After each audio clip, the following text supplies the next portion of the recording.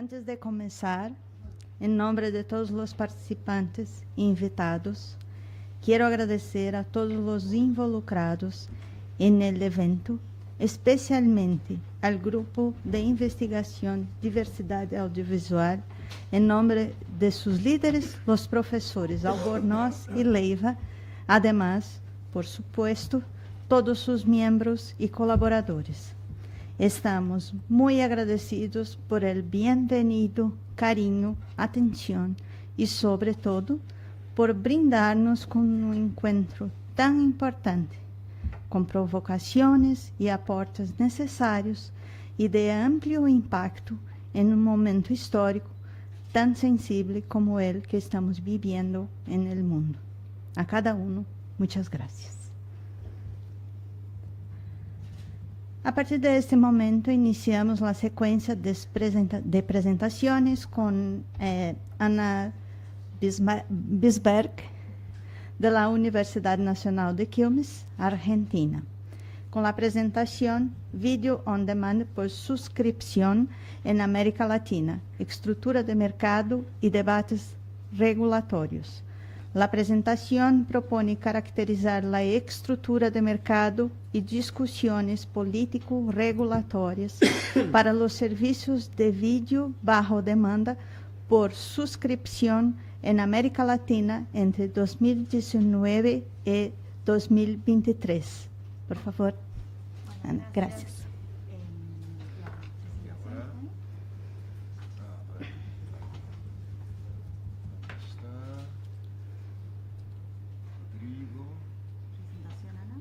Aquí.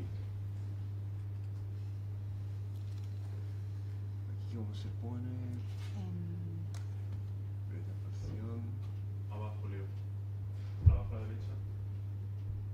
Ahí. Aquí. Sí, ahí. Modo control de movilidad. Abajo de todo. Pronto. Buenos días. Muchas gracias por la invitación, la presentación y por poder participar de este evento con todas y todos ustedes. Como decía recién Viviani, mi idea era hacer una caracterización general sobre la estructura de mercado de los servicios de video por suscripción bajo demanda en América Latina y hacer una pincelada sobre cuáles son los debates regulatorios que tenemos en la región en torno a estos servicios. Gracias, Santi. Bueno, en primer lugar, con esta slide, la idea es, dimensionar el mercado de los servicios de video en América Latina a partir de datos de la consultora Dataxis, que son tomados de esa consultora, y lo que podemos ver es cómo en el año 2023 los servicios de video bajo demanda por suscripción representan en torno al 30% del total del mercado de video en la región. Esto todavía representa es un porcentaje creciente, pero todavía representa un porcentaje pequeño en relación a la facturación de los servicios de televisión paga en su conjunto. Sí, esta estructura, más o menos, si querés pasar a la otra, más o menos se replica si hacemos zoom en algunos países. Estamos hablando de más o menos en América Latina, 50% de la facturación representan los servicios de televisión paga, 30% los de servicios de video por suscripción y más o menos un 15% los de televisión abierta. Particularmente si vemos la evolución del año 2019 al año 2000, acá tengo cifras del 2019 al 2021 en los casos de Argentina y Brasil, vemos que la proporción es más o menos similar al promedio regional, tal vez un poco más en torno a los servicios de televisión paga en Argentina, que están más en torno al 70%, y en el caso de Brasil, más en torno al 50%. Y, la diferencia la vemos sobre todo en digamos, en la participación en los ingresos de los servicios de video bajo demanda por suscripción, donde en donde en Argentina vemos cómo este crecimiento se dio desde un 5 o 6% en el año 2019, que representaban del total de ingresos, hacia un poco más del 15% para el año 2021, y en el caso de Brasil esto crece un poco más hacia el año 2021 con una participación un poco superior al 20% del total de la facturación del mercado de video. Si nos posicionamos del lado de la demanda, vemos que las plataformas más demandadas, más consumidas, son estos gigantes globales norteamericanos, con Netflix a la cabeza, seguido de Amazon, HBO Max y Star Plus y Disney, que aparecen separados, hoy unidos. Pero lo que me parece interesante de esta gráfica es que, digamos, nosotros venimos hablando a lo largo de estas mesas sobre la presencia de estos gigantes globales norteamericanos, y en la región también se da esta particularidad de cómo, digamos, entre las principales demandas aparecen dos grandes jugadores nacionales. Uno es el caso de Globo con su plataforma Globoplay, y el otro es la plataforma ViX de Televisa Univisión. Una de las tendencias, volviendo al tema de la oferta, ¿no? Una de las tendencias que vemos si nos focalizamos en particular en el cono sur, a partir de ver los índices de concentración en Argentina, Brasil y Chile, lo que se observa es que los niveles de concentración son altísimos. El índice HHI es altísimo en el periodo 2019-2022. Sin embargo, otra de las cuestiones que también arroja este gráfico o esta tabla es que esos altísimos niveles de concentración a lo largo del periodo estudiado, digamos, van reduciéndose. Y esto se complementa con otra tendencia que aparece en la región, que es que junto al proceso de concentración lo que vemos es un fuerte proceso de extranjerización de la oferta, donde, digamos, esa merma en los niveles de concentración, que aún permanecen altísimos en los sistemas SVOD, se produce porque en América Latina, sobre todo entre 2020 y 2021 con más fuerza, ingresan otros jugadores globales a competir con Netflix, como son Amazon y la plataforma de Disney, y en tercero o en cuarto lugar, dependiendo del país, con las plataformas de Warner, principalmente Max, ¿no? Y junto a estas plataformas también vemos que ocupan la única plataforma nacional que se destaca, con una participación más o menos relevante en el mercado, es Globo, pero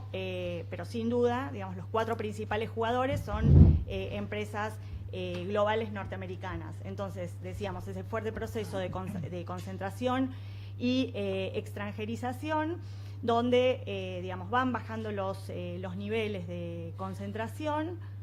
También va bajando la participación de mercado que tiene Netflix, pero eso va de la mano del crecimiento de otros actores globales norteamericanos. Frente a esta estructura de mercado que podemos encontrar en América Latina, me gustaría ahora mencionar brevemente algunas notas sobre el panorama, las discusiones regulatorias que se producen en la región. En primer lugar, podemos encontrar una serie de normativas que ya están en práctica y que en realidad no son normativas específicas para el sector audiovisual o audiovisual en línea, sino que son normativas generales que tienen que ver con, una primera oleada que se produjo del año 2017 a esta parte, que ha sido, los distintos países de la región avanzaron en reformas tributarias, a sus leyes tributarias, para extender el impuesto del valor agregado a los servicios digitales, dentro de los cuales están los servicios de video bajo demanda, pero es la aplicación del impuesto a servicio de valor agregado a los servicios digitales. Y en esa imagen lo que pueden ver es cuál es el porcentaje con el cual está grabado. Junto a esa normativa Algunos países, algunos pocos países de la región, avanzaron también con normativas que tienen que ver con el impuesto a la renta para los servicios digitales. Algunos ejemplos de eso en la región es, digamos, primero el caso de Uruguay y mucho más recientemente el caso de Colombia, que entiendo que todavía no lo está, digamos, está la normativa, pero todavía está diferido el proceso de implementación del cobro de la renta. Y hay un tercer set de, digamos, de intervenciones regulatorias que tiene que ver con algo que se habló en las mesas anteriores, que eran los programas de, digamos, los programas de cash rebate y de tax rebate. En algunos casos hay programas nacionales, en otros casos, por ejemplo, como el de la Argentina, no son iniciativas nacionales, sino que son de tipo local. Bueno, frente a esto, que son las tendencias regulatorias, donde, si se quiere, el enfoque predominante es un enfoque de tipo tributario, digamos, donde eso no queda reinvertido en especial en la industria audiovisual, lo que hay es una serie de debates que todavía no logran, digamos, no logran los consensos suficientes, bueno, como para convertirse en normativa. Y en este caso hicimos una selección de los debates regulatorios en 3 países, en Argentina, Brasil y México, en torno a las cuotas y las obligaciones de inversión. Hay distintos proyectos de ley que se presentaron en el periodo 2019-2023, que, digo, en el caso de Argentina, esos distintos proyectos hablan de cuotas que van, digamos, son distintos proyectos, algunos plantean en el orden del 10, otros un poquito más, otros el 25%, y obligaciones de inversión que van entre el 3 y el 6% de la facturación total de cada una de estas compañías. En el caso de Brasil, hay, digamos, hubo un montón de proyectos de ley y esta discusión casi se dio en paralelo a los debates que se dieron en Europa sobre la directiva de 2018. En Brasil la ANCINE había sacado una recomendación, primero en el año 2015, luego en el año 2017. Bueno, en paralelo a eso hubo debates en torno a la reforma de la ley SEACI, que es la ley de televisión paga, para ver si extendían el esquema de cuotas a los servicios de video en línea. Y bueno, y el proyecto más reciente, que es el que tuvo mayor grado de avance, que tiene media sanción en el Congreso, es un proyecto que plantea cuotas de pantalla escalonadas en función del tamaño de los catálogos, y a su vez plantea un 3% de obligaciones de inversión en base a, digamos, a lo que facturan estos proveedores en el país, en Brasil. Y en el caso de México hubo distintos proyectos de ley, unos que planteaban esquemas de cuotas en torno al 15%, cuotas de catálogo del 15%, otros planteaban esquemas de cuotas del 30%, y en esos proyectos, por lo menos, no estaba presente el tema de las obligaciones de inversión. Y otra de las cuestiones que a mí me gustaría mencionar es, digamos, pusimos en foco sobre todo lo que tiene que ver con cuotas y obligaciones de inversión, porque son, digamos, los temas más fuertes en los cuales se pone el acento en los distintos debates de América Latina, pero también hay otros temas que en algunos casos los proyectos abordan y en otros casos que permanecen como tema de vacancia en todos los países, que no se discuten. Entonces, digo, temas que sí aparecen con mayor o menor énfasis en los proyectos de ley de la región, tiene que ver con, digamos, el alcance, digo, si pueden regular o no a qué tipo de actores de video. Por otro lado, bueno, cuáles son las capacidades del regulador para bueno, la implementación de aquello que se reforme, obligaciones de registro de estos proveedores en los reguladores y que tengan que presentar información al respecto.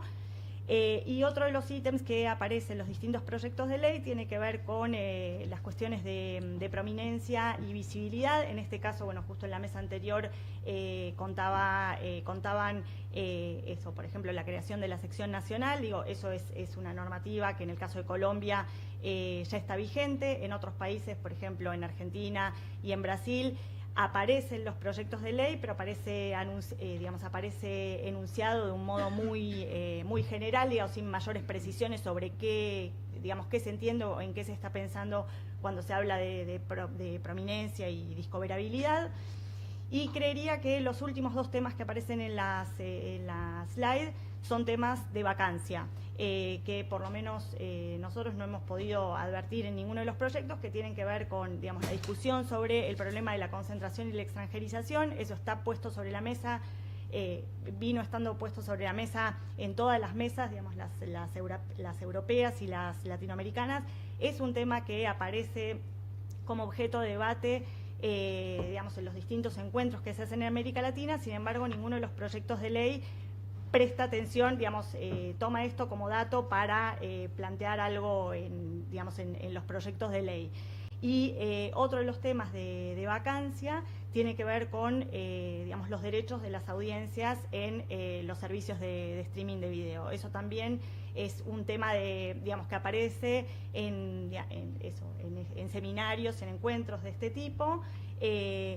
También se discute, digamos, entre los actores de la industria, organizaciones de sociedad civil y demás, pero son aspectos que están ausentes en los distintos proyectos de ley que se presentaron. Y otra cosa que me olvidé de decir antes y que me gustaría mencionar en torno a cuando hablábamos del tema de las cuotas digamos, de las cuotas de pantalla y las obligaciones de inversión, es que en América Latina el punto de partida es muy disímil.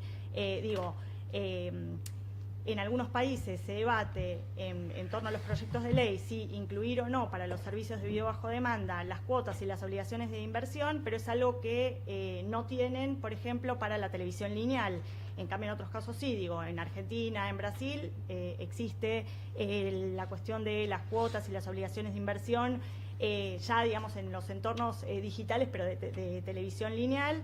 Y entonces esto vendría a ser como una continuidad o una extensión de esas obligaciones que ya existen para, digamos, para los operadores tradicionales. En cambio hay otros países, por ejemplo México, si no me equivoco creo que Perú tampoco, no tienen, por ejemplo, un esquema de cuotas para la televisión lineal, y, digamos, esto aparece como tema de debate digamos, para los servicios de video bajo demanda. Y esto presenta un doble desafío dependiendo de cuál sea el punto de partida, para los avances, digamos, para los avances de discusiones regulatorias. Esto presenta, digamos, un desafío, depende de cuál sea el punto de partida, también en relación a la tradición regulatoria de cada uno de estos países.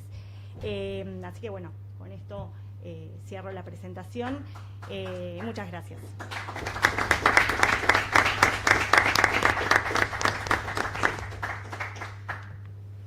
Muy bien, ahora tendremos la presentación de Leonardo Demarque, de la Universidad Federal do Rio de Janeiro, Brasil, con la presentación La batalla por el streaming en Brasil, plataformas globales, Globoplay y una nueva promesa de regulación. El mercado audiovisual digital bajo demanda en Brasil pasa a efectivamente se desarrollar a partir de la entrada de Netflix en ese mercado en el año de 2011. Sin instituir una regulación para el mercado digital, dejando Internet libre para los actores del mercado, en este contexto, con esto se cree que se puede comprender los conflictos y las asociaciones entre diferentes players que serán capitales para el mercado audiovisual digital en Brasil, incluso para los próximos años, entre ellos las plataformas de streaming Globoplay. Por favor, Leonardo, gracias. Gracias, Viviane, gracias por la invitación a todos. Buenos días. A ver si así está mejor. Y bueno, es un placer estar aquí con vosotros. Y bueno, mi ponencia será efectivamente un poco para charlar y presentar un poco más de la situación, del contexto en que se encuentra el mercado de streaming de SVOD, VOD en Brasil. Y bueno, pasar un poco de mis investigaciones sobre el tema a lo largo de los últimos años.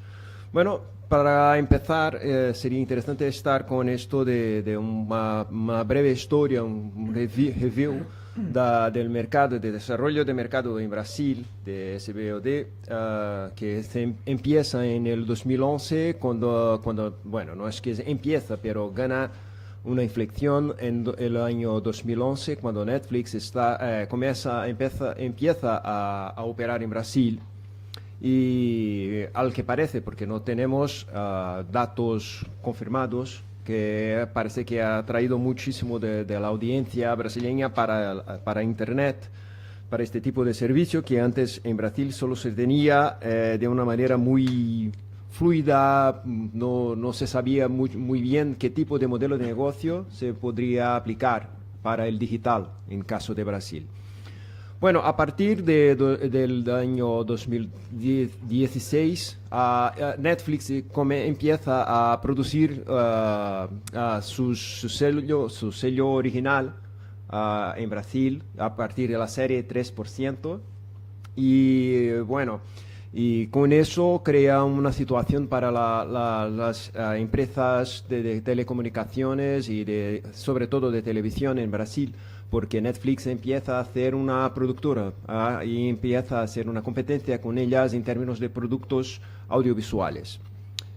Bueno, a partir de este momento, cuando se nota que el mercado digital crece muchísimo en Brasil y sin control, el gobierno entonces de Brasil, que era un gobierno capitaneado por el Partido de los Trabajadores, o sea, un partido de centro-izquierda, por decir, o algo así, empieza a tener interés en pensar en proponer una regulación para el mercado digital y intenta efectivamente proponer un proyecto de ley para regular el mercado, y esto, bueno, a partir del Ministerio de la Cultura y de la Agencia Nacional de Cine, lo que quiere decir que la parte de cultura se ha propuesto a regular este mercado y no la parte de comunicación, en el Ministerio de Comunicaciones.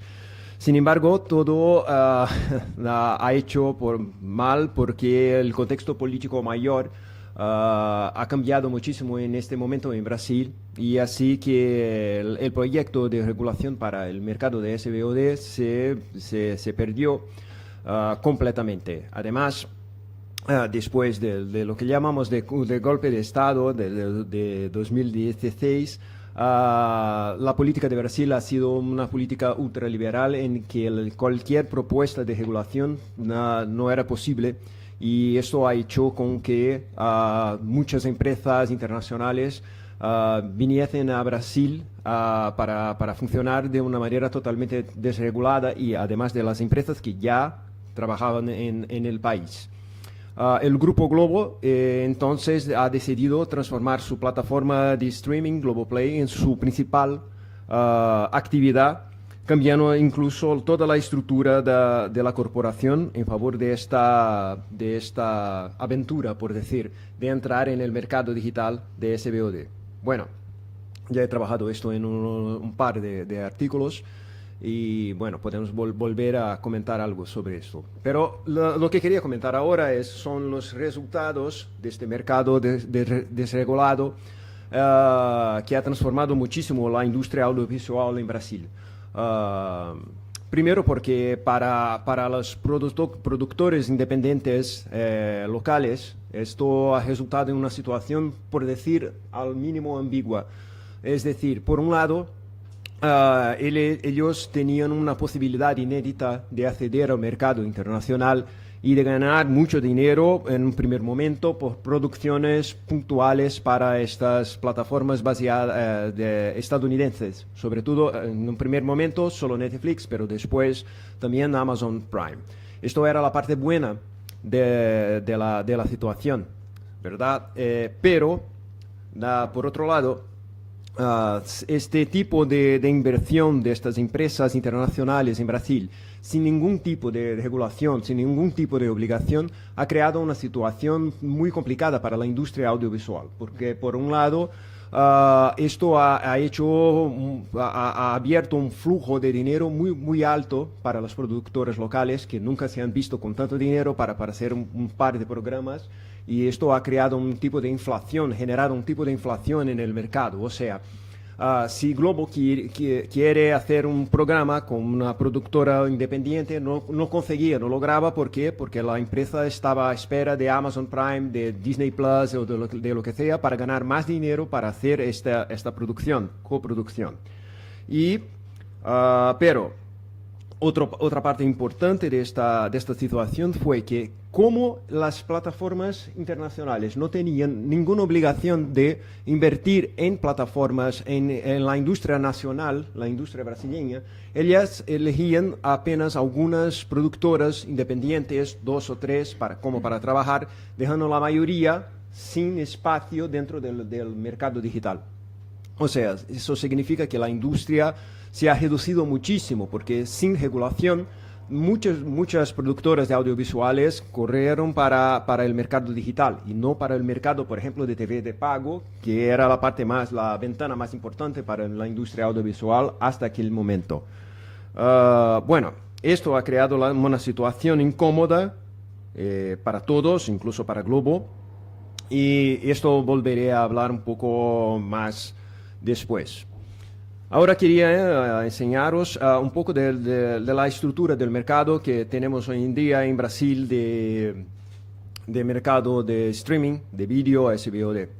Bueno, estamos haciendo un mapeo de los servicios de SVOD en Brasil y hasta septiembre de este año, del año corriente, hemos identificado casi 97 diferentes tipos de plataformas de SVOD, ¿no? Es muy interesante porque tenemos se nota el crecimiento de mercados de nicho y donde tenemos algunas empresas brasileñas actuando de una manera interesante. Son 41 servicios de Brasil, 30 de Estados Unidos, 9 de Europa en general y 9 de Europa, de países europeos, y 9 también de países de fuera de otros continentes, sobre todo de Asia, Corea, Japón, entre otros. Esto es un panorama muy interesante, porque aunque se tenga un nivel muy alto, como Ana ha dicho, de concentración de mercado, los mercados de nicho están en desarrollo. Bueno, sobre la concentración, algunos de los datos que he obtenido aquí un poco. Netflix sigue como siendo la principal empresa del mercado, con un 27% del mercado. Y se sigue de Prime Video, Disney, Max y Globo Play con un poco menos. Bueno, estos números nunca son muy confiables, pero bueno, nos da una idea más o menos de qué es el mercado brasileño. Otro número, bueno, aquí es más o menos la misma cosa, enseña un poco de la variación que es muy grande entre estas empresas a lo largo del año 2024, pero quería enseñaros también estos números de producciones nacionales en las plataformas. Esto es una investigación, son datos interesantes que hemos logrado de un report, del Grupo Globo, que nos enseña un poco que ha sido desarrollado para saber el impacto de estas empresas internacionales sobre la industria brasileña.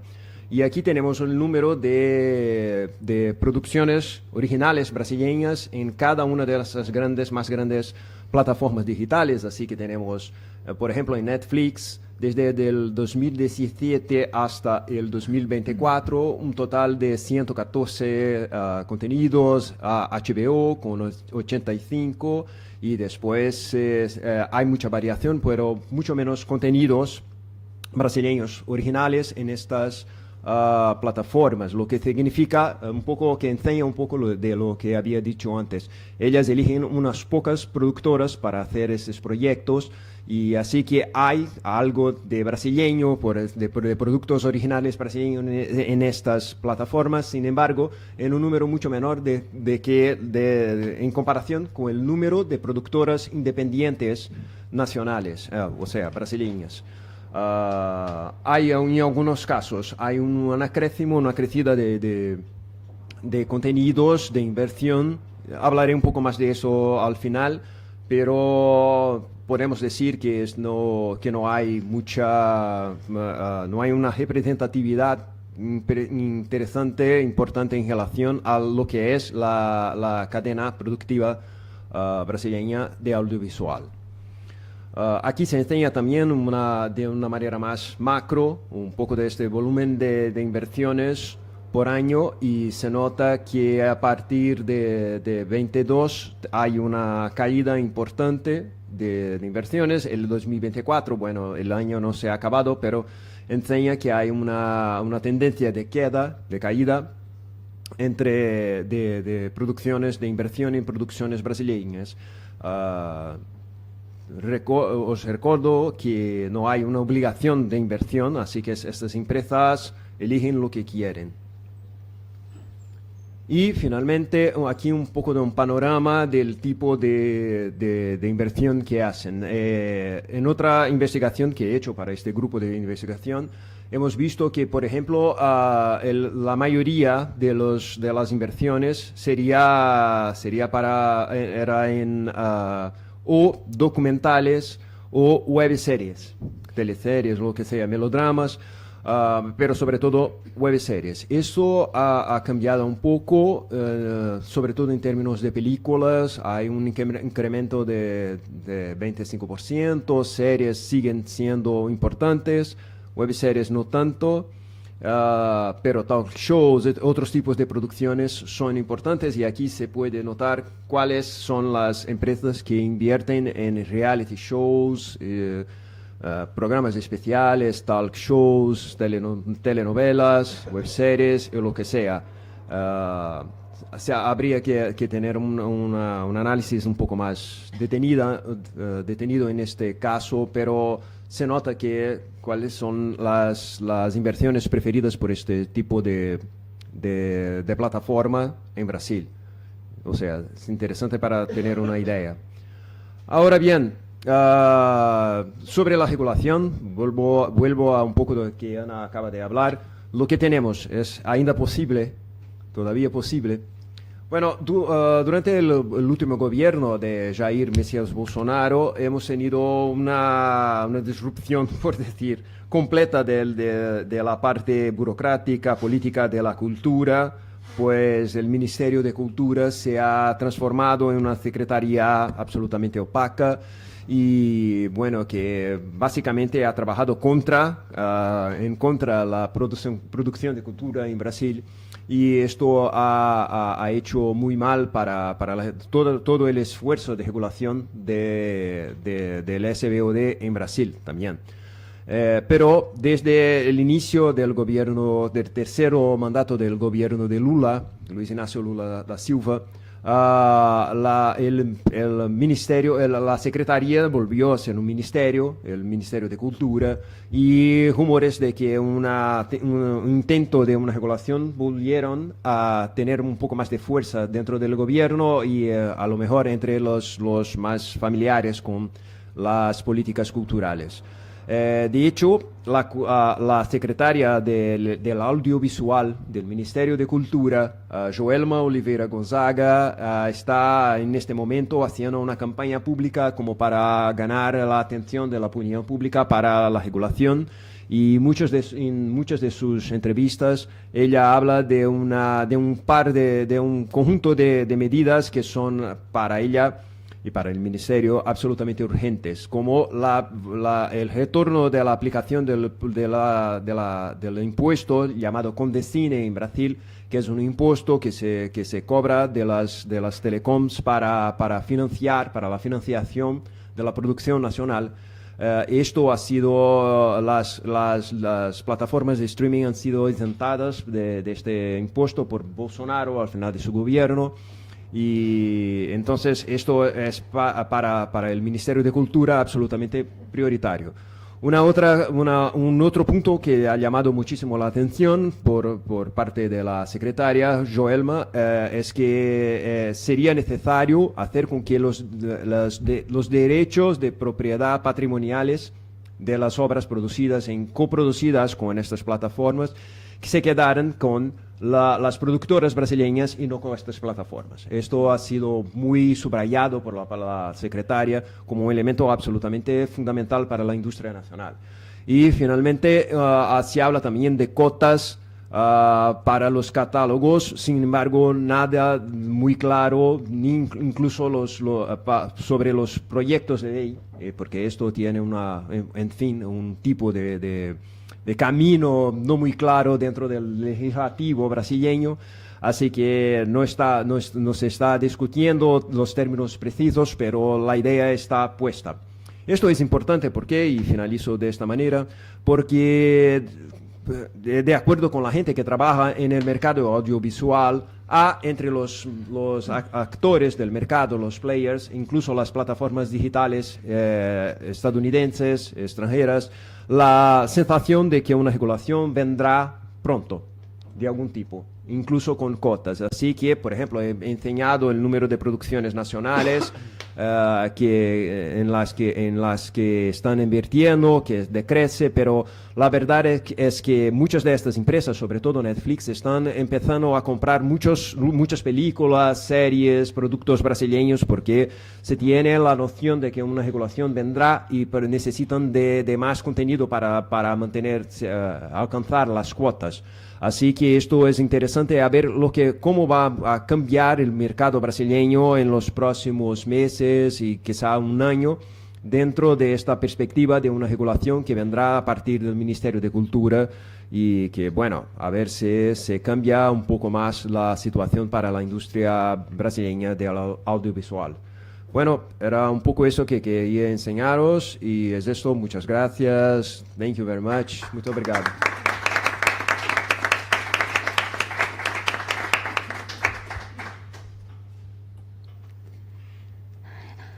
Ahora tendremos la presentación de Rodrigo Gómez, de la Universidad Autónoma Metropolitana de México y Grupo Diversidad Audiovisual, de Universidad Carlos III de Madrid, con la presentación Concentración y Competencia en el México, Video on Demand por suscripción en México.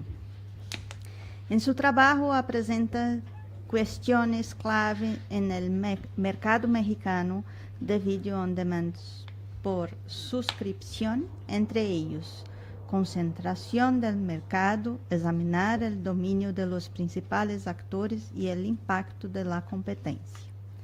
Estrategias de contenido, analizar cómo las inversiones en contenido localizado y original influyen en el crecimiento y retención de suscriptores. Precios y accesibilidad.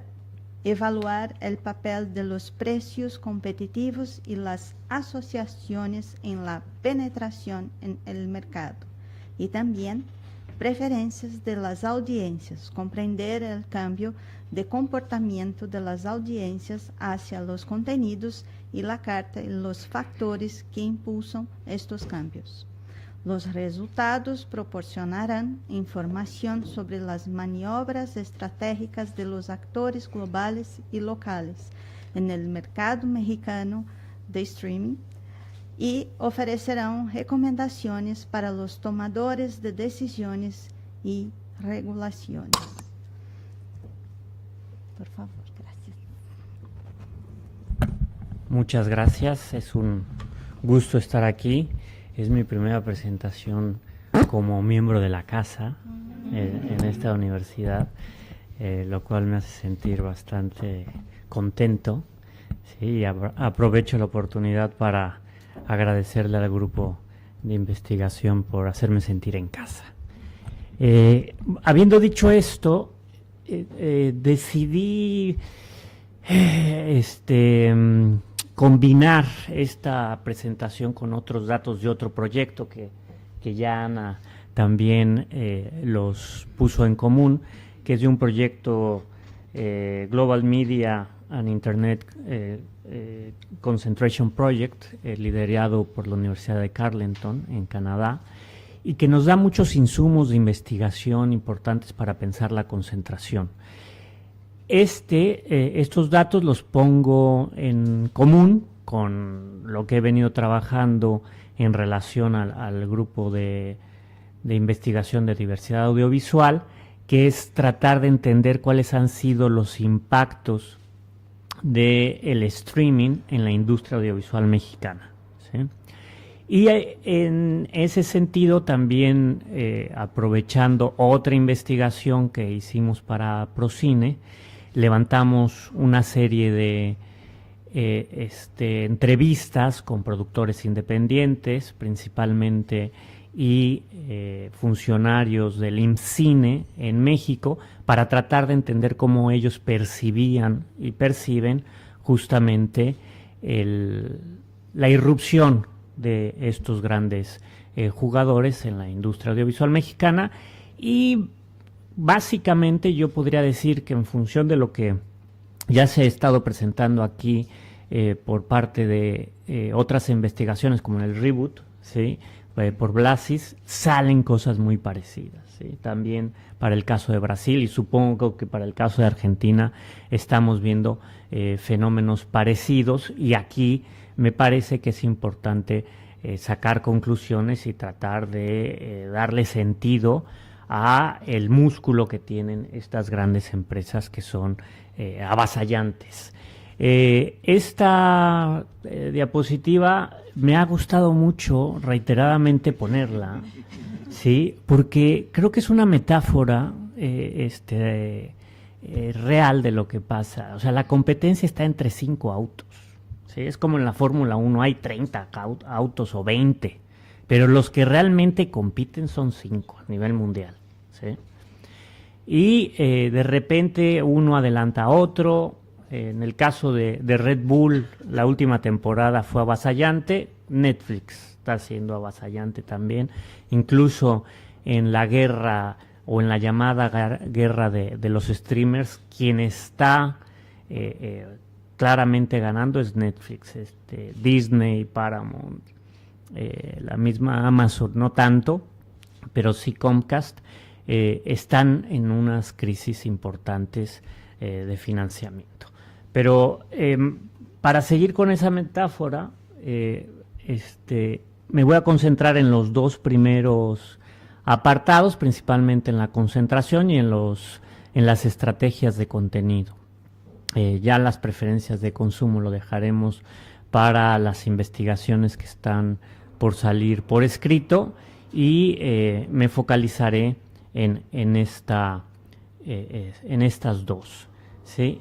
Aquí, revisando la información del reporte que sacamos para México sobre concentración, que los invito a que vean todos los distintos reportes que se están publicando ahí. Se acaba de publicar el de Estados Unidos, por eso yo traía frescos los datos que comenté ayer sobre los ingresos de las grandes plataformas.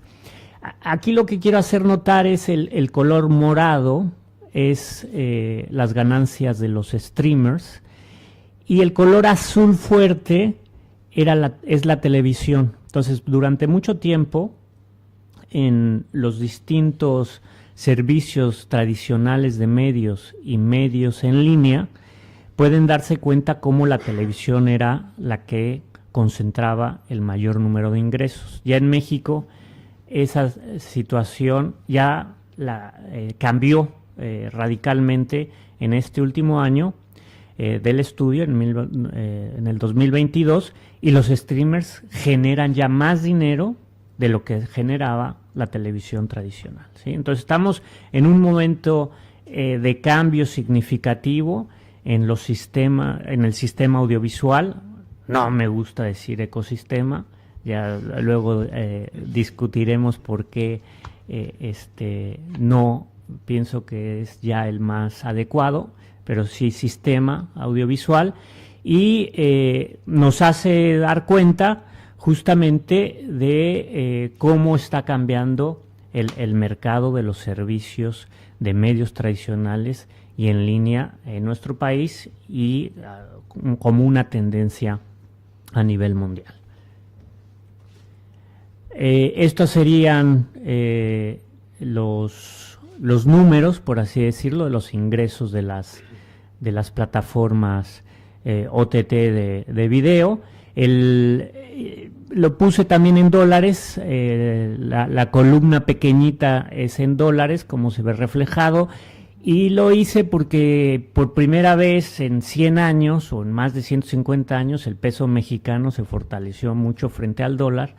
Entonces hay una pequeña variación a favor de dólares y no de pesos, y por eso hice esa distinción, pero como se pueden dar cuenta, hay un crecimiento muy importante del 2019 al 2020, y ya hay una estabilización del mercado, pero con mucho potencial, porque todavía hay muchos hogares mexicanos que podrían sumarse justamente a estos servicios de video en línea por suscripción, que este sería el rubro que estoy aquí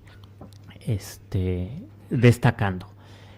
Otro aspecto que me parece también importante más o menos tener en cuenta es cómo han ido creciendo los suscriptores. Estamos ahorita en el orden de los 13 millones y medio de suscriptores en este tipo de plataformas en el país. Ahí ustedes pueden ver el porcentaje de crecimiento, la línea roja en términos anuales y cuatrimestrales. Toda esta información lo ha venido reportando una consultora, de Consultant Unit, ahorita se me... es Consultant Business Intelligence Unit, yes. Thank you. Y por eso le damos un lugar importante, porque es una fuente que ha venido trabajando ya de varios años de manera consistente y seria, utilizando datos de la industria. Hemos hablado de la opacidad de esta información, y ellos de alguna manera lo consiguen tanto con fuentes directas como también por la información que se llega a filtrar del órgano regulador. La siguiente, ya para ver cómo está el mercado y cómo va evolucionando, estos son los números comparativos entre 2021 y 2023. Esto también es una tendencia a nivel mundial, cómo se va desinflando el poder de mercado de Netflix, pero sigue teniendo un poder muy importante, ¿sí? Estamos hablando del 50%, ese 50% es más o menos 900 millones de dólares, lo que está recuperando Netflix al año.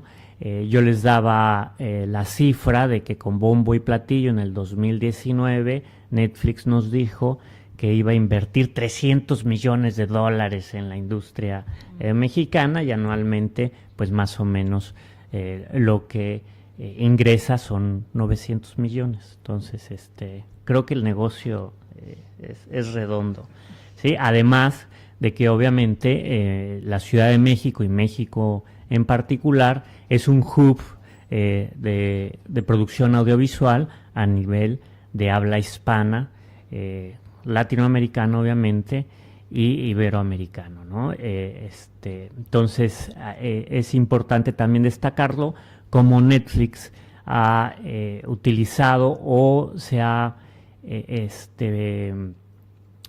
posicionado de una manera importante en el mercado mexicano por estas características y por el potencial de crecimiento del mismo, y además porque, como ustedes saben, 30 millones de mexicanos viven en Estados Unidos, y esos 30 millones de mexicanos tienen un poder adquisitivo muy alto, como cualquier o como otra nación equivalente más o menos a Corea, para que se den una idea lo que generan los mexicanos que viven en Estados Unidos. Entonces sí es estratégico el país por varias razones para estos gigantes, y Netflix en ese sentido lo tiene muy, muy claro. Otros números, ya también para plantearlo en términos de concentración, pues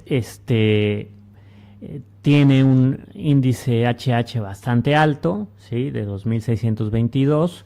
El CR4 todavía mayor, es del 85%, lo concentran solo 4 empresas. Ya vimos que el agente dominante es Netflix, no está regulado, hay pavor por regularlo, mejor se echan la pelota al IFT y la COFESE, ¿no? Vamos a dejar que el mercado por sí mismo genere un balance y a ver qué pasa, ¿sí? Tiene mucho lobby Netflix, también hay que decirlo, y son muy inteligentes en ir planteando, ir avanzando o mover ficha para las posibles regulaciones. Por ejemplo, hace 2 meses acaban de sacar un fondo Netflix para la equidad en México, por $1 millón, para capacitar a pueblos indígenas, afrodescendientes, de la mano de la Cineteca y de la Academia de Artes Cinematográficas de México, con la idea de justamente ellos gestionar el fondo. O sea, no nosotros quitarles o grabarlos y hacer fondos, sino vamos a hacer nosotros el fondo y nosotros lo gestionamos, y con eso vamos adelantándonos a una posible regulación en ese sentido, ¿no?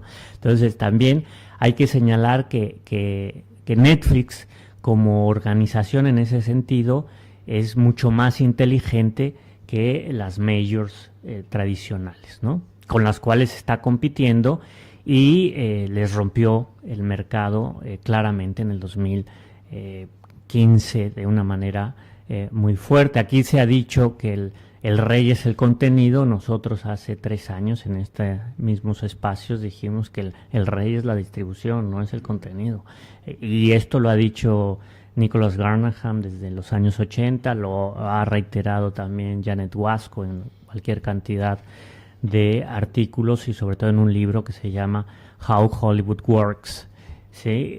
Conoce perfectamente cómo se han hecho grandes estas grandes empresas que, curiosamente, ¿sí? Estos grandes estudios a nivel mundial ahora están recuperando lo que se les quitó en los años 40, el control de la exhibición. Entonces, estos monopolios que en su momento se les quitaron por medidas antitrust, de manera natural, por la tecnología, ya lo tienen otra vez. Y no se dice mucho al respecto.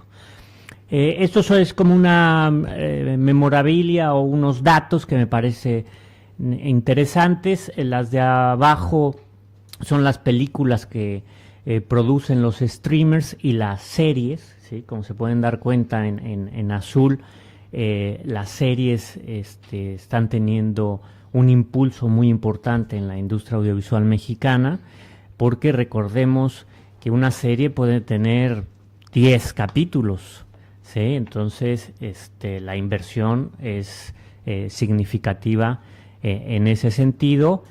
Y en el caso de las películas, pues esas son y se quedarán, hasta que no nos digan otra cosa, como exclusivas en sus plataformas, ¿sí? Ya no hay esa posibilidad de circulación de las películas en otros espacios, ¿sí? Entonces, paradójicamente, se cierran muchas ventanas de distribución en el cine, cuando antes podíamos tenerlas en festivales.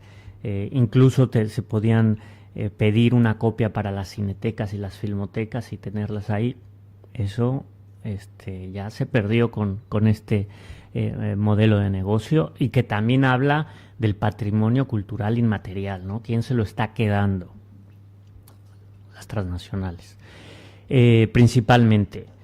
En Brasil hablaba Leo de 90 y tantas plataformas, en México hay 53, pero como ya vimos, el 85% del mercado lo tienen 4 grandes empresas, ¿no? Entonces, es un mercado altamente concentrado que me parece que hay que poner mucha atención y intentar cambiar esa situación. Aquí otro aspecto que me gustaría resaltar simplemente es que tenemos 2 campeones nacionales que no son menores, ViX y Claro Video. Claro Video ha sido más castigado a nivel local que a nivel regional por cuestiones regulatorias y también por presión del lobby de las televisoras frente al lobby que hace Carlos Slim.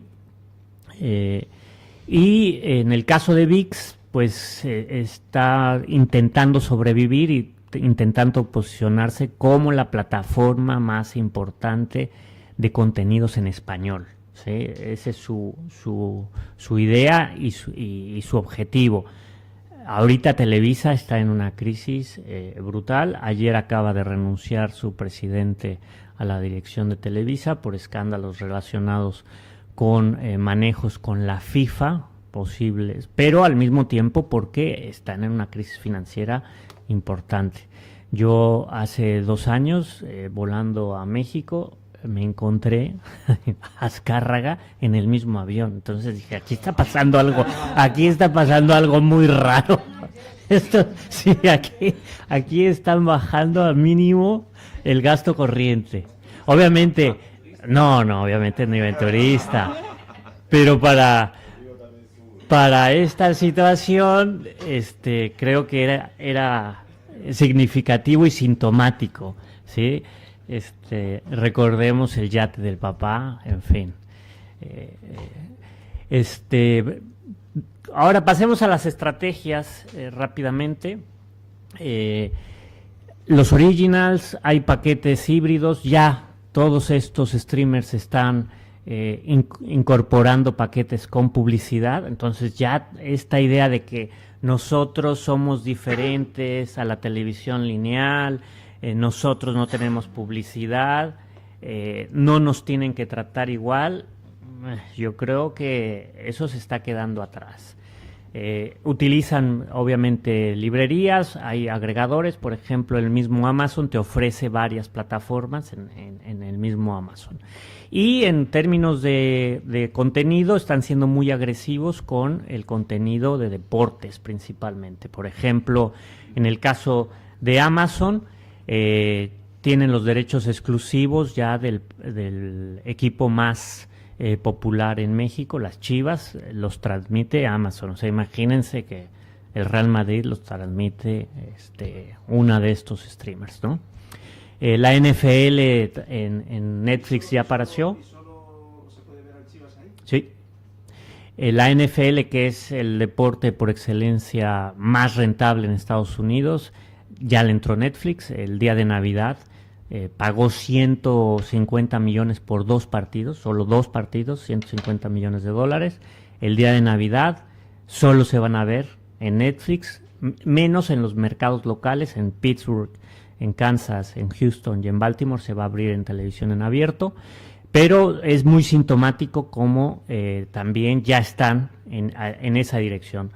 También para el caso de Amazon, tiene los jueves por la noche, en fin, en el caso de ViX tiene muchos equipos de la liga, y así podemos ver claramente una estrategia orientada hacia quitar derechos que tenía la televisión lineal y también convertirse ya también en una especie de televisión lineal. Lo mismo que sucede en Brasil, hay 10, 15 productoras muy beneficiadas de este arribo y de estas compañías que están generando una inflación importante en los sueldos y lo positivo es que sí está generando también una profesionalización que a lo mejor no era tan nítida como se está teniendo ahora, pero también dicen que hay una restricción muy fuerte por parte de estas empresas de cómo quieren los guiones, de cómo quieren las historias y va generando una falta de libertad creativa en los creadores impulsados por estas empresas. Hay excepciones, Roma es una de ellas, pero de esos tenemos contados que tienen esas posibilidades, ¿no? Siguiendo con otros esquemas, podríamos decir que Disney también ya está invirtiendo de manera importante, Apple también, pero son las mismas caras, ¿eh? O sea, ves en Amazon a Gael, de repente lo ves en Disney y lo ves en Netflix, pero son los mismos también. Star System demasiado reiterativo, creo que está generando también ahí un circuito ya muy, muy cerrado. Y ya para cerrar, porque ya me extendí demasiado, yo diría que esto que llamábamos streaming se está convirtiendo cada vez más en televisión, es cada vez más esa experiencia que teníamos de no tener comerciales y de las series, verlas de un tirón y tener un amplio catálogo, que eso sigue habiendo, sí está complementándose actualmente con muchas lógicas de la televisión lineal y se está generando un híbrido justamente entre nuevas y viejas prácticas televisivas, por decirlo de alguna manera, con un sello claramente USA y, por decirlo de alguna manera, con un imperialismo cultural un poco más sofisticado o más sofisticado que claramente sigue dominando la industria y la estructura del audiovisual a nivel global.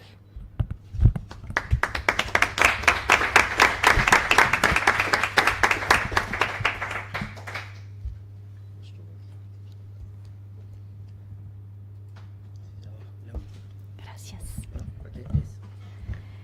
Y para cerrar las presentaciones, ahora tendremos Santiago Marino de la Universidad San Andrés, Argentina, con la presentación Mercado Video On Demand por suscripción en Argentina, hacia la consolidación de la oferta y la marginalidad del contenido local.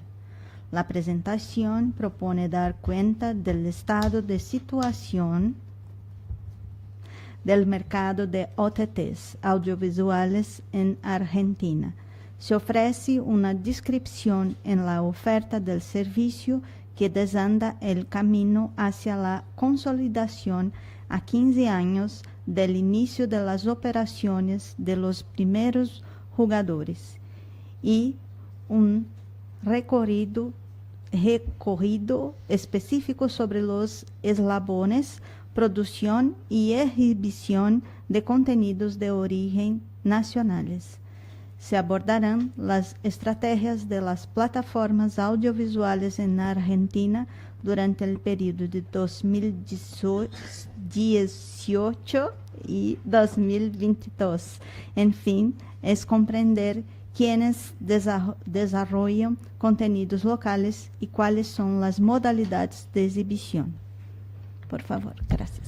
Bueno, muchas gracias. Buenos días. Es una alegría para mí estar acá, cerrando la mesa. Voy a decir dos cuestiones de introducción. Una es una especie de conclusión que se me acaba de ocurrir escuchándolo a Rodrigo. Y otra es una aclaración de la mesa. Para mí es una alegría compartir con amigos como Rodrigo y Ana de mucho tiempo. También queremos decirle con Leonardo que no les avisamos del outfit que había que traer a la mesa.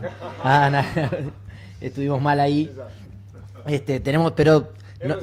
Intentamos, sí.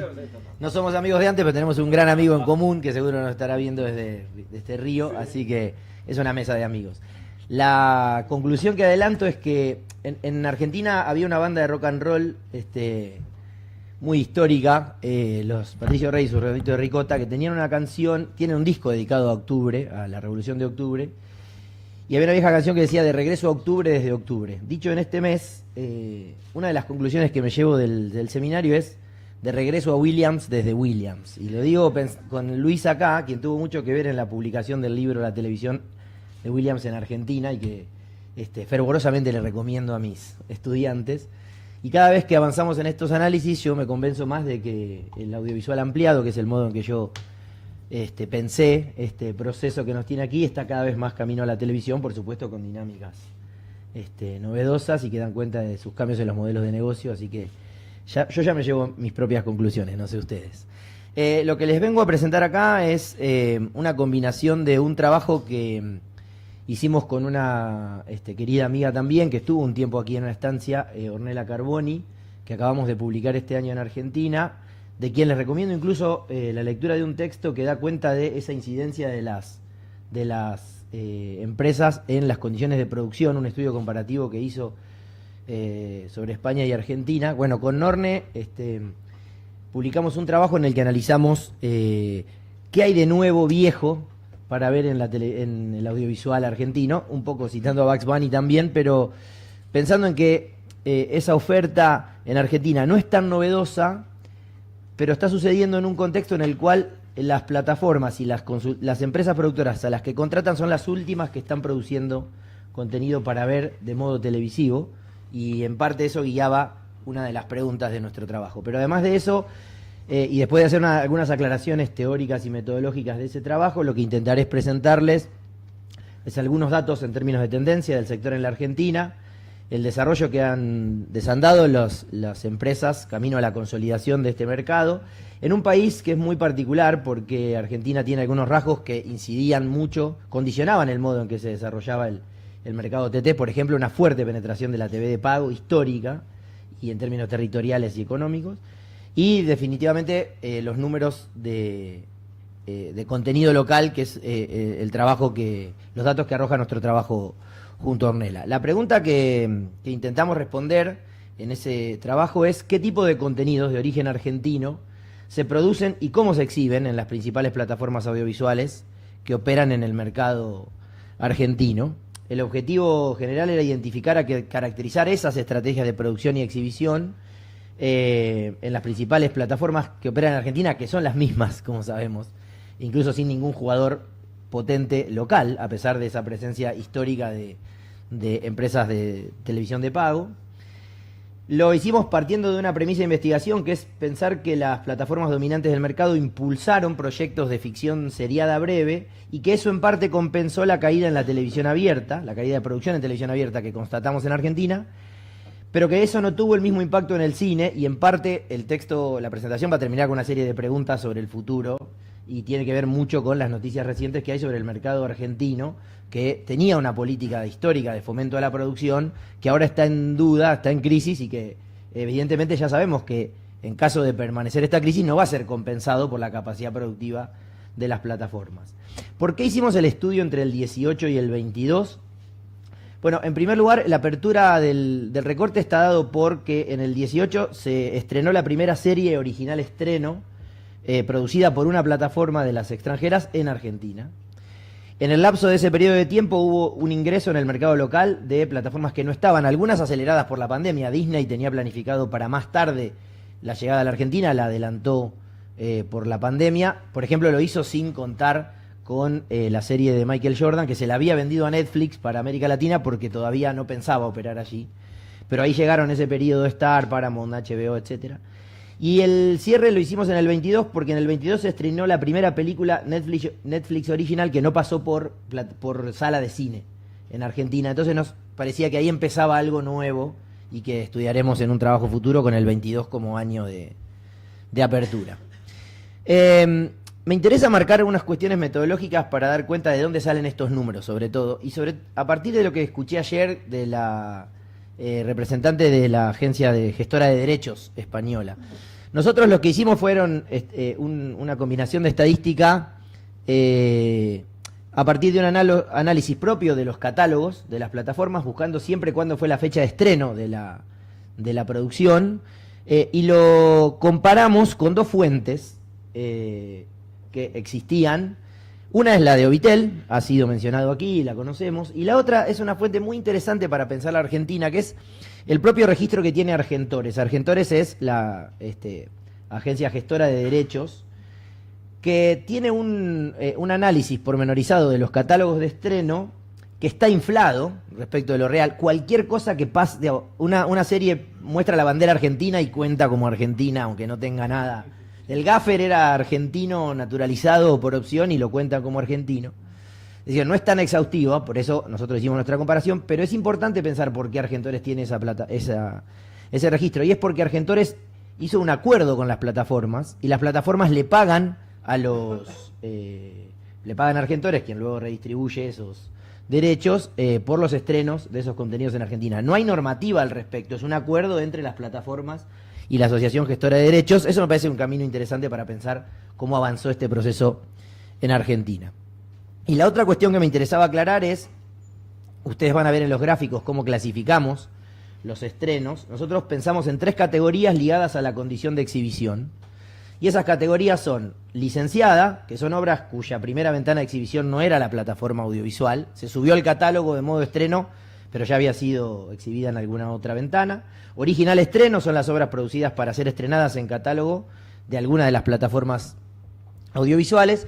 Y original estreno mixto es el conjunto de aquellas obras que fueron estrenadas simultáneamente o con una diferencia de días acordada de antemano en alguna plataforma de las estudiadas y otro medio de difusión, que en general fueron o canales de televisión abierta, hubo varios casos, ahí sí empresas de capitales locales, o señales de TV paga. Usualmente lo que sucedía es que se estrenaba el capítulo 1 de una temporada en la señal de TV abierta o de pago y se subía disponible por completo toda la serie en la plataforma. Y lo hicimos respecto de una clasificación de los tipos de contenido que no es exhaustiva ni entra en la discusión de géneros, pero que tipificamos como ficción seriada, documental, entretenimiento general y películas. Velozmente algunos datos del sector en Argentina para quienes no estén muy familiarizados con lo que hay ahí en el sector, en el espacio audiovisual ampliado. Argentina tiene una tradición de mercado de pago con extensión territorial y transclasista. Hay en Argentina 2 cosas que empezaron en el 63. Fito Páez, con su disco Nací en el 63, y la TV de pago, que además es la única de las industrias culturales que empezó en las localidades de provincias antes que en la capital. Y eso es un elemento muy interesante porque llevó a fuertes niveles de penetración más allá de las diferencias económicas. Todavía hoy Argentina tiene una penetración que oscila el 70%, depende la fuente, de hogares, con los niveles de pobreza que ustedes se imaginen, elijan medir de acuerdo al problema que tengan las estadísticas públicas en nuestro país. Tiene una política de fomento de la producción para el cine, con dinero del cine, de la televisión y de otros sectores, que es tradicional, cumple 30 años y quizás esos sean todos los años que hayan tenido porque están por terminar. Tiene actores y niveles de producción, distribución y consumo expandidos y en constante transformación. Hay jugadores de capital privado, local y extranjero. Hay jugadores estatales, además. Hay jugadores tradicionales y emergentes. Se están adaptando esos operadores de TV paga al negocio y al modelo de las plataformas. Y el espacio audiovisual ampliado está en expansión desde la segunda década del siglo XXI. Desde 2011 comenzó este proceso con la llegada de Netflix, por ejemplo. Avanzó a mitad camino, en 2015 empezó a consolidarse ese sistema y el crecimiento central lo tuvo a partir de la pandemia y sobre todo de lo extendido del aislamiento social preventivo y obligatorio que atravesó la Argentina, que generó un incremento del consumo para este tipo de plataformas. Hay distintos autores que clasifican, uno de ellos es Ornella en un trabajo anterior, que clasifica esa expansión en 2 etapas, del 10 al 17 con la emergencia de actores, inserción en el mercado de operadores telcos y de TV paga. Y desde el 18 en adelante, cuando nosotros establecimos nuestro recorte para ver qué hay de nuevo para observar, lo que encuentran allí es el afianzamiento de actores, la aparición de oferentes tradicionales, el surgimiento de conflictos por los derechos de exhibición y también la apertura de mercados productivos locales. Efectivamente se empezó a producir contenido para plataformas en Argentina. Esto tiene algunos efectos, en parte los planteaba Rodrigo para México, también Leonardo para Brasil, lo hemos visto durante todo este proceso, estos días. Hay jugadores que operan en un mercado poco o nada regulado y compiten con otros que están regulados en casi todas sus instancias. Se ha profundizado la mediación del pago por múltiples ventanas para el acceso a estos bienes y servicios. En Argentina esto además convive con que la televisión abierta y de pago está dominada por actores de capitales locales, salvo un jugador muy importante que es de capitales estadounidenses, pero que es el principal jugador de ese mercado, que es Viacom, dueño de Telefe. Hay altos niveles de concentración y hay una regulación desarticulada, y debo decir, esto está agregado después del texto, pero con el avance de este año, en descomposición. Argentina tiene su marco regulatorio en descomposición. Vayamos a algunos de los datos. Nosotros encontramos en el periodo entre el 18 y el 22 115 estrenos en todas las plataformas de origen argentino. 78 de esos 115 estrenos son originales estrenos. Es decir, la mayoría se produjo para ser estrenado en la ventana de la plataforma.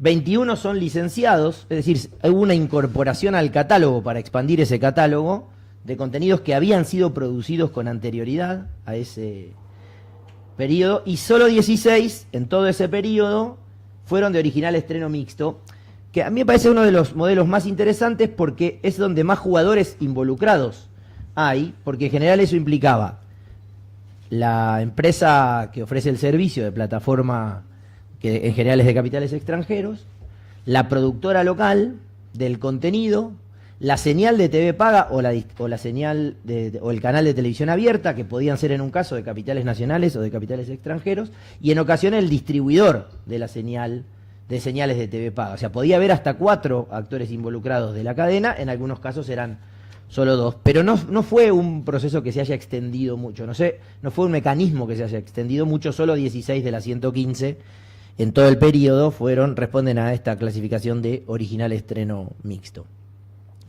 Cuando vamos a la distribución por año de esos 115 títulos, lo que encontramos es que hay una distribución más o menos equitativa con algunos saltos. Arrancamos en 12 estrenos en el 2018, luego se estabiliza por bien encima de los 25 en los años subsiguientes. Hay una caída para el 21 porque la suspensión de la producción de contenidos por la pandemia puede haber generado ese impacto, y el salto es algo significativo para el 2022, donde encontramos 32 estrenos, insisto, no todos son producidos para ser estrenados en esa ventana.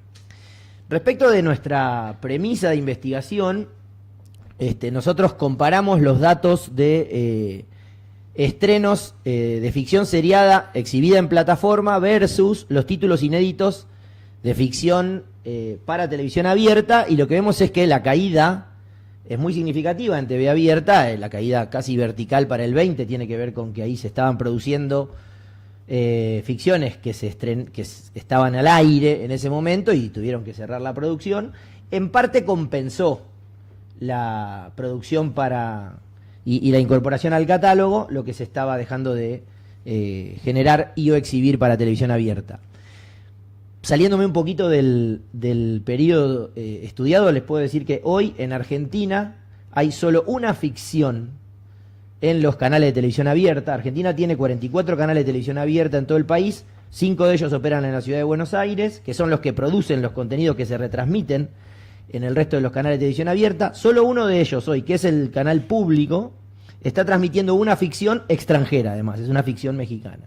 Es decir, hoy en Argentina no hay ficción en televisión abierta, y es cierto que hay una fuerte penetración de TV paga, el 70%, incluso hogares pobres tienen acceso a la TV paga, pero en la TV paga tampoco hay una extendida oferta de contenido de ficción, y muchísimo menos de contenido de ficción argentina. Ese desplazamiento hacia ese consumo en plataformas está generando condiciones en donde mucha menor cantidad de población accede a este tipo de contenidos, porque si bien la penetración de los OTTs es significativa en el mercado argentino, basada en la tradición, no estamos hablando de esos niveles de cobertura a nivel hogares, ¿no? Es imposible comparar el 70% de la penetración de TV paga con los datos que muestran en términos de abonados las plataformas.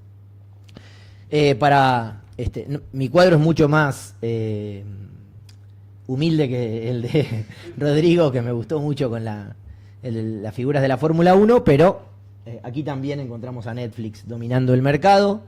De la cantidad de títulos originales estreno, Netflix tiene 37, Prime 8, Star 8, y aparece el primer jugador nacional, que es Flow, que es la plataforma audiovisual construida por el Grupo Clarín, que es el principal operador de TV paga, hoy compitiendo en ese segmento con DirecTV y que está adaptando a su mercado su modelo de negocios a este escenario. Solo opera en las principales ciudades, es decir, Cablevisión, su empresa de TV paga, estuvo presente en todo el territorio nacional, con Flow no está presente en todo el territorio nacional y es un jugador algo marginal en materia de producción de contenidos originales, como ustedes pueden ver. Ahí nos extendimos hasta identificar, los que ven hacia el fondo son, además de Movistar Plus, hay dos jugadores de capitales nacionales, del Estado Nacional, eso quiero decir, que son Contar y Cinear Play, entre los que produjeron series a estrenar en las plataformas. Cuando pensamos en porcentajes, tenemos ahí a Netflix dominando, ¿no?, con el 36%, un poco más del 15% Star, el 12% Flow. Esto es el mismo dato anterior pasado a porcentajes. Cuando pensamos en tipos de contenidos exhibidos, vemos que lo más exhibido es ficción seriada breve, está clasificada como ficciones que tienen al menos una temporada de 8 capítulos, la mayoría tienen 2 temporadas de entre 8 y 12 capítulos, y esos son los productos que están compensando la carencia de producción de ficción para televisión abierta. El 20%, unas 23 películas, fueron las que componen esta muestra. Hay un poco más del 16% de entretenimiento general y un poco más del 10% de documentales. Para ir cerrando esta presentación, como les decía, tenemos 115 estrenos en el periodo, la cantidad de títulos emitidos se distribuye con saltos. Hay un marcado predominio del tipo original estreno, 78 sobre las 115, la ficción seriada más que duplica a las películas, interés general y documentales, los otros tipos de contenidos. La supremacía de Netflix es notoria en cantidad de contenidos nacionales y en originales estrenos. La producción e inclusión en catálogo de este tipo de contenidos nacionales tiende a compensar la caída, pero eso no pasa en el cine, y con esto quiero cerrar.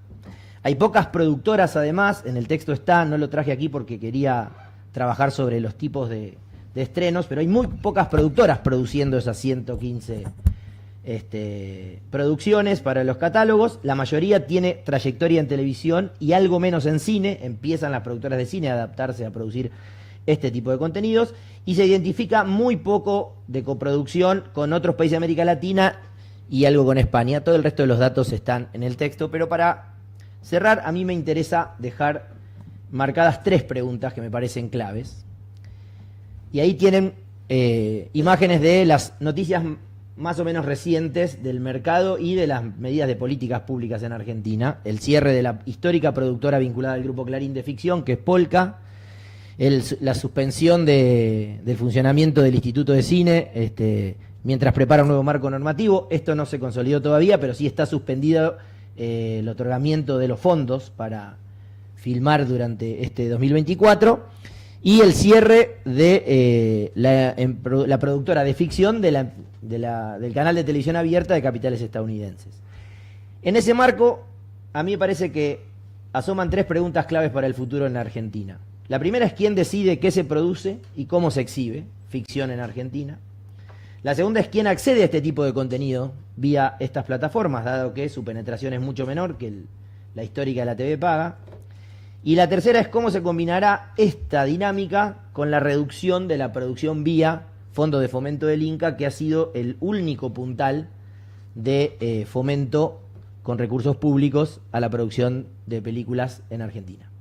Abierto a sus preguntas, muchas gracias. Tenemos 15 minutos para algunas preguntas, ¿no? Porque vamos un poquito retrasados, como siempre. Nacho tiene una pregunta.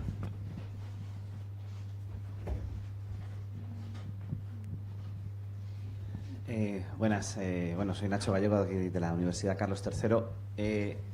Muchas gracias por las presentaciones, muy interesantes, sobre todo la reflexión sobre la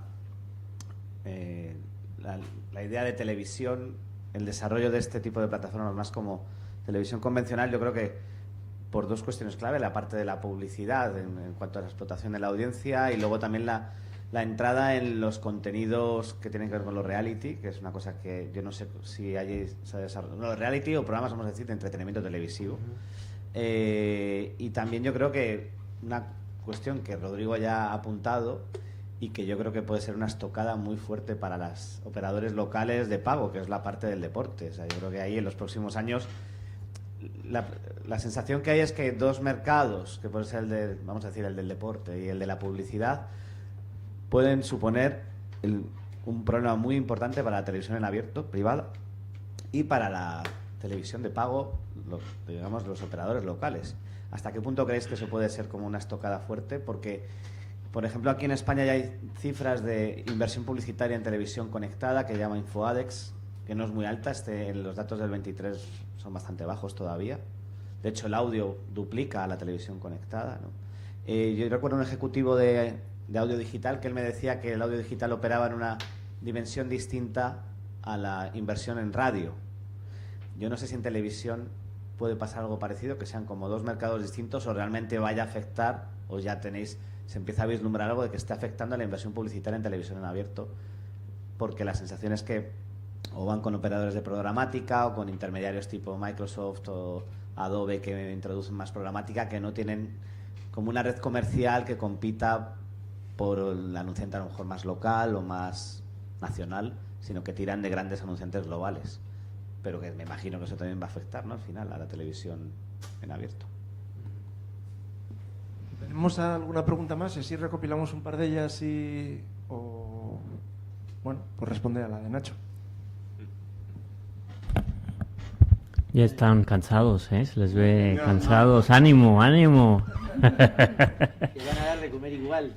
Del caso de América Latina, yo pienso que se va a dilatar todavía un poco, porque justamente la penetración de la televisión sigue siendo muy amplia, contrastado con el internet y con el de banda ancha, y por los precios que tienes que pagar.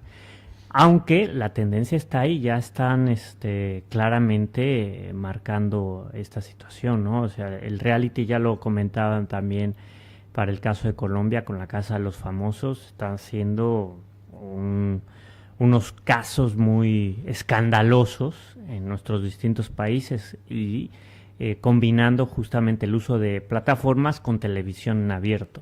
Entonces están utilizando ese modelo híbrido, pero definitivamente para el caso de las dos televisoras en México están en crisis. También obedece a una cuestión de cambio de régimen de gobierno, en donde el gobierno actual bajó a una tercera parte el gasto en publicidad oficial, que no era mucho en cuanto a lo global en términos de ganancias, pero uno se da cuenta que en este panorama de cambio sí está pegando también esa desinversión por parte del gobierno federal. Entonces, en ese sentido creo que sí hay especificidades de cada país, pero claramente la tendencia es, y como lo vimos ahí en las distintas métricas, los streamers están ocupando gran parte del mercado de la televisión lineal y se están convirtiendo también en televisión lineal. Sí, para el caso argentino, yo creo que se va a demorar esa transformación por, agregaría la alta incidencia de la TV paga en términos históricos. La canasta básica de gastos familiares incluye a la TV paga, y sobre todo en las localidades de provincias, donde además todavía la provisión del servicio de internet es de muy mala calidad para sostener todos tus consumos.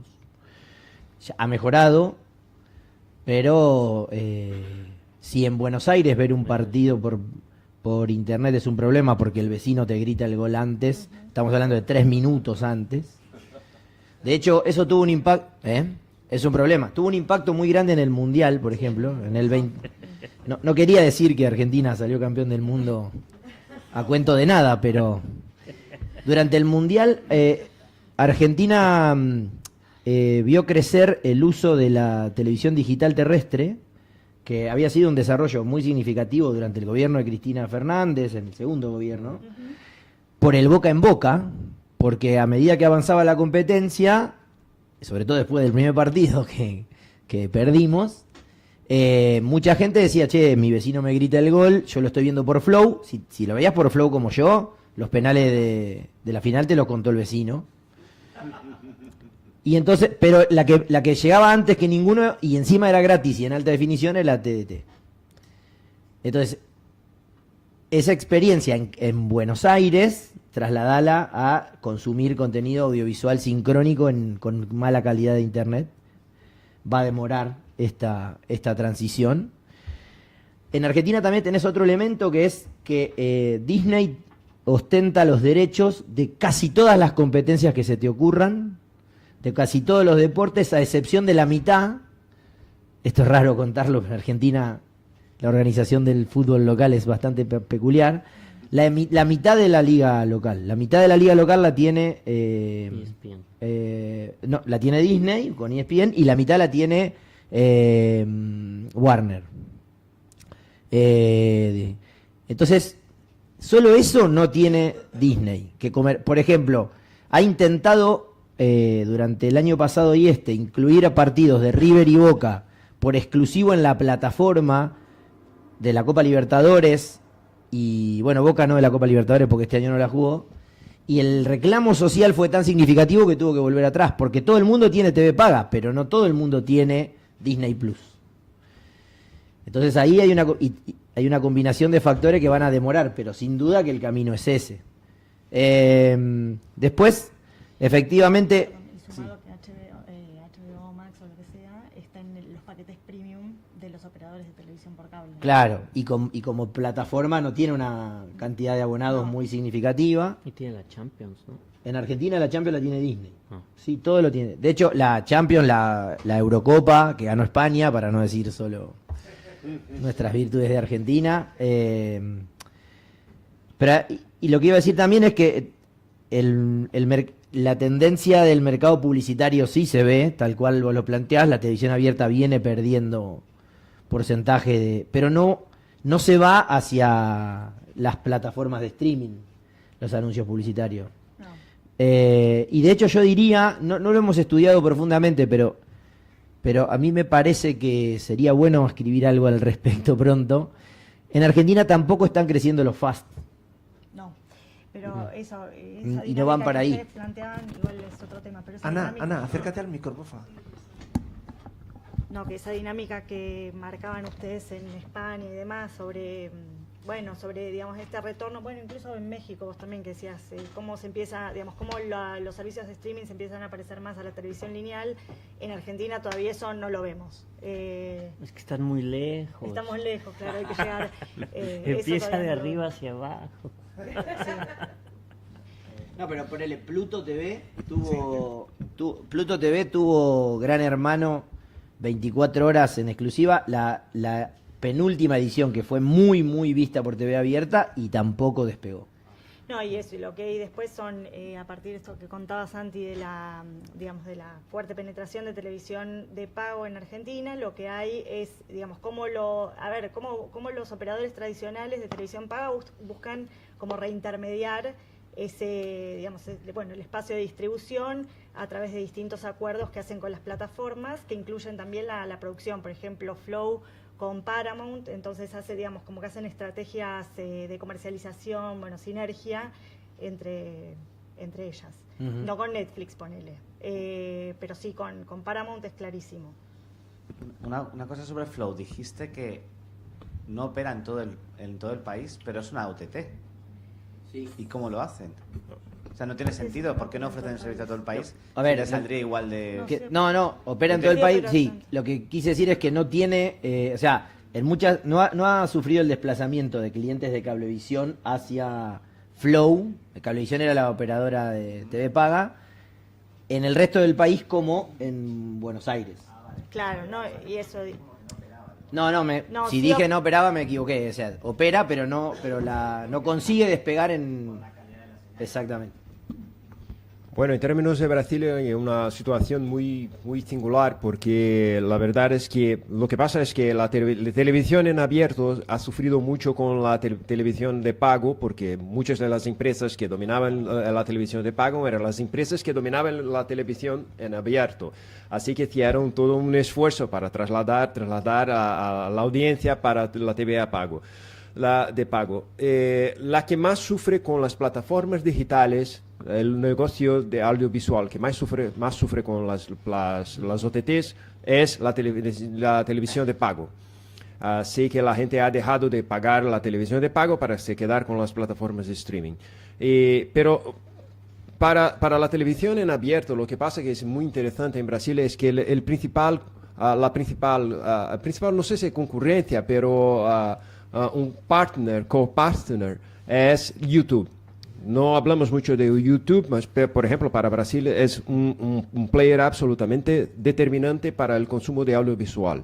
La gente deja de ver la televisión en abierto para ver todo este contenido en YouTube, porque la mayor parte de las emisoras de televisión en abierto lo retransmiten en YouTube, en vivo. Exacto. Y yo, por ejemplo, no tengo más televisión. Lo veo todo en YouTube, prácticamente, de términos de televisión en abierto.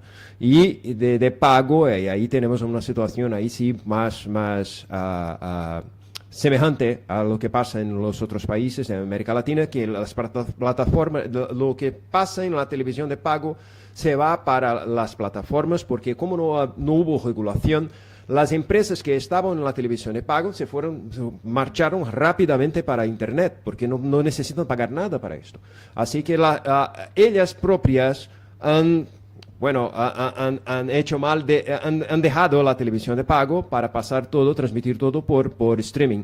Y básicamente la televisión de pago no tiene más sentido dentro del modelo de negocio brasileño, lo que es un problema porque la televisión de pago era la más bien regulada en términos de diversidad cultural. Por ejemplo, tenía toda una obligación para cuotas de productos nacionales, y esto no lo tiene en Internet. Ese es el problema fundamental hoy del sector independiente de producción audiovisual en Brasil. Sí, quería hacer una pregunta, Luis Albornoz de esta universidad, aprovechando un poco que estábamos hablando de fútbol, ¿no? Y que en Brasil lo tengo claro, Argentina también, supongo que un poquito menos en México, pero digamos, la celebración de los mundiales de fútbol es el tiempo para cambiar el aparato receptor, para cambiar el televisor o para cambiar la pantalla, como se le dice ahora, ¿no?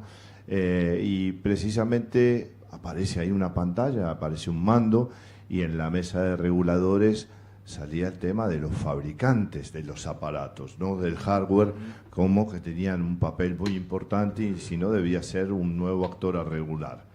Yo concretamente cambié mi pantalla por una televisión conectada para ver el último mundial, y el mando a distancia me vino con una sorpresa.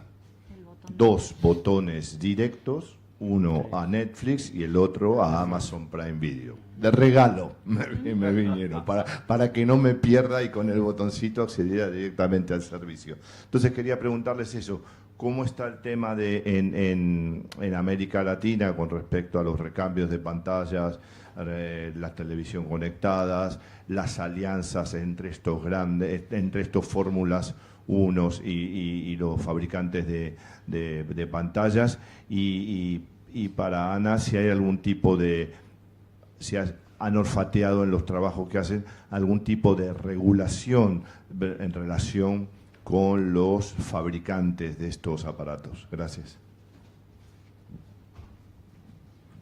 Solo por ahí la respuesta a regulación, que es corta, no, nada. Directamente. No. Sí aparece, la verdad que es un tema del cual es así como marcaba en la presentación sobre las áreas de vacancia. Bueno, esa es un área de vacancia.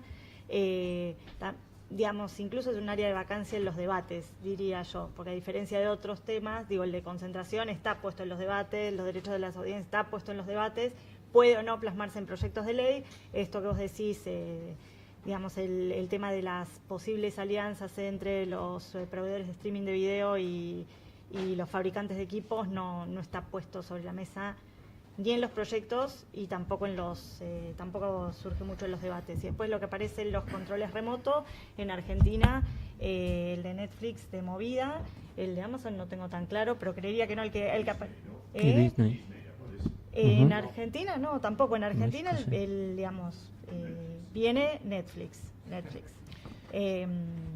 Después, pero no es con fabricantes, digo. Después los acuerdos son entre los clásicos proveedores de televisión de pago, ya sea, digamos, empresas de cable histórico, de telecomunicaciones, que hacen acuerdos, bueno, obviamente para facilitar desde su interfaz digamos, todas las otras plataformas, digamos, la propia y todas las aplicaciones de los proveedores globales, pero a nivel control remoto, digamos, fabricantes de equipos, lo mismo, sí, por ahí en el control, la de Netflix, obviamente desde cualquier TV conectada puedes acceder a todas las plataformas, no solamente a esas, pero no hay mucho Sí, más que en no, Argentina. digamos, ayer lo hablábamos, no me acuerdo con quién, una de las estrategias que se dieron las empresas extranjeras para crecer y saltar el impedimento tecnológico, pero también el bancario, fue este tipo de acuerdos, o bien con los operadores locales, para que vía el operador local seas cliente de la plataforma.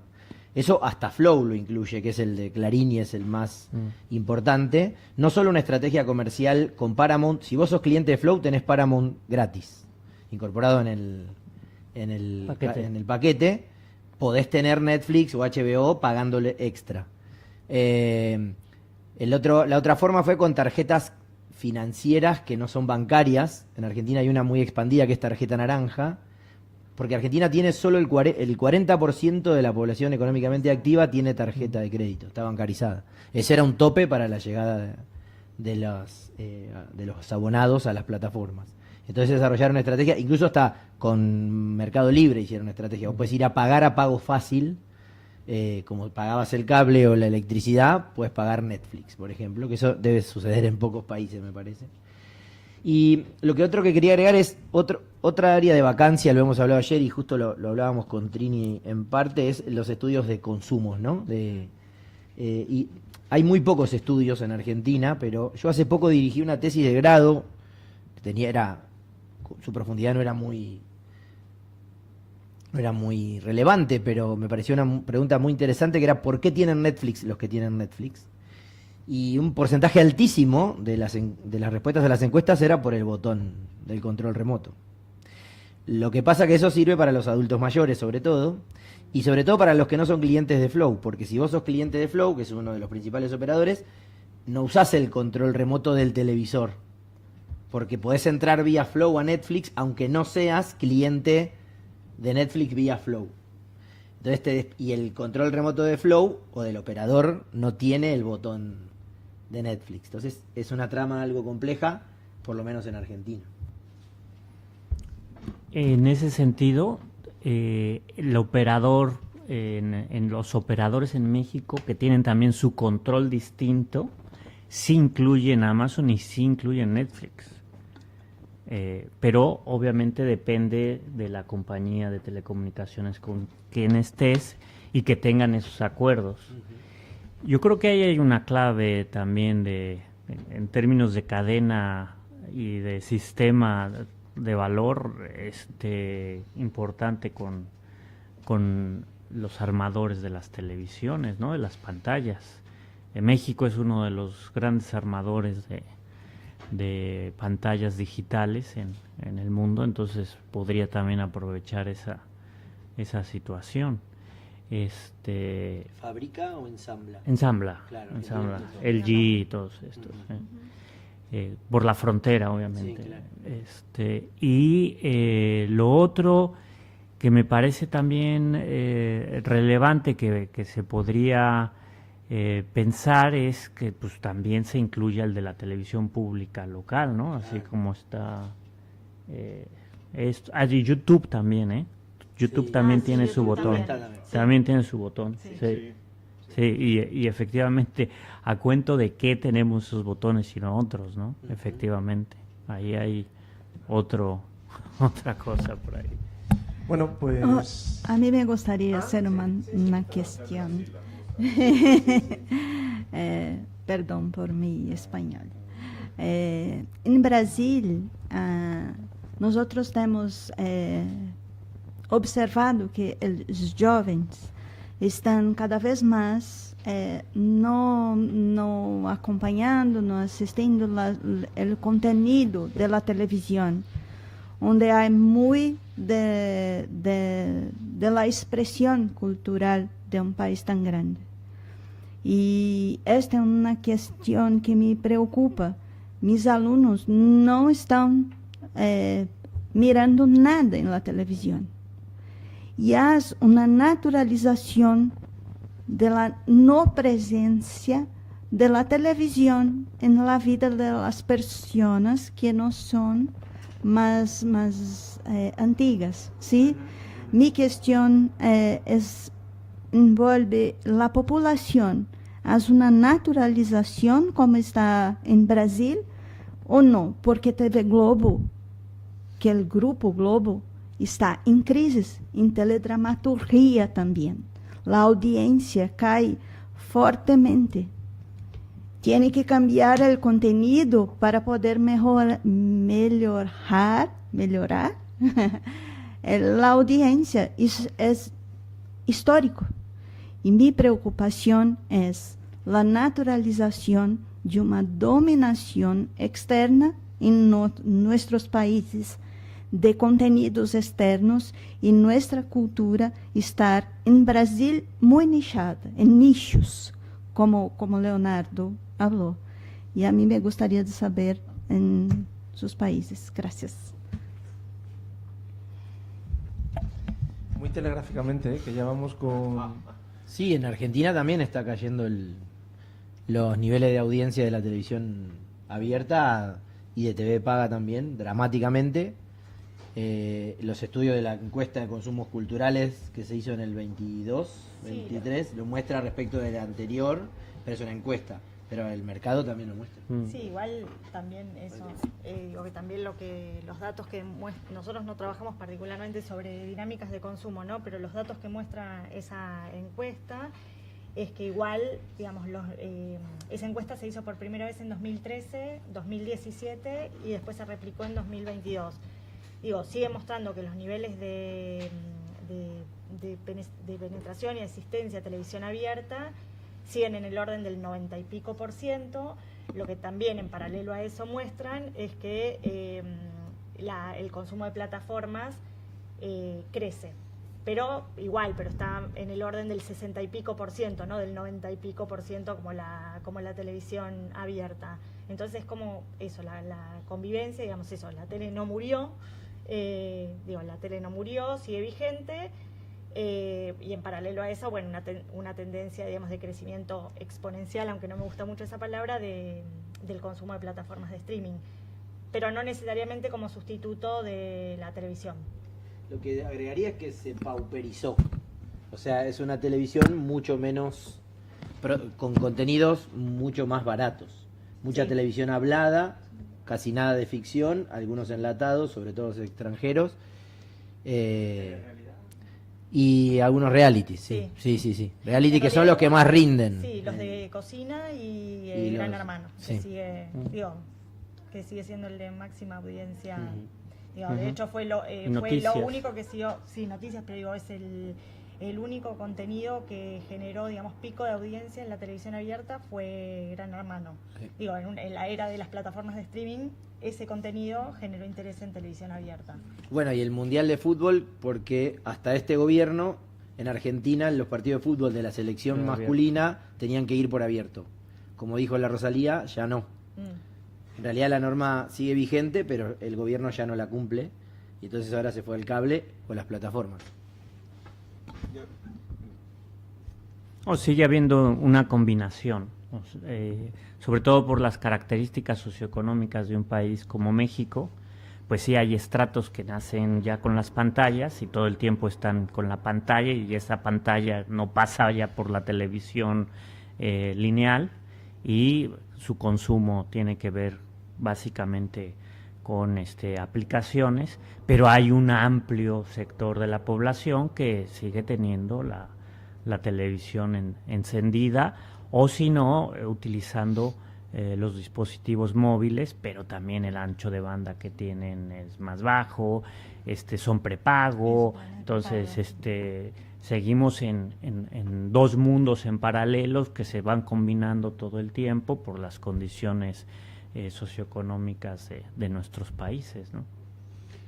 Ya, un comentario muy breve sobre Globo, porque me parece que es absolutamente determinante para el futuro de la televisión en Brasil y de alguna manera en todo el continente, porque es una corporación muy fuerte.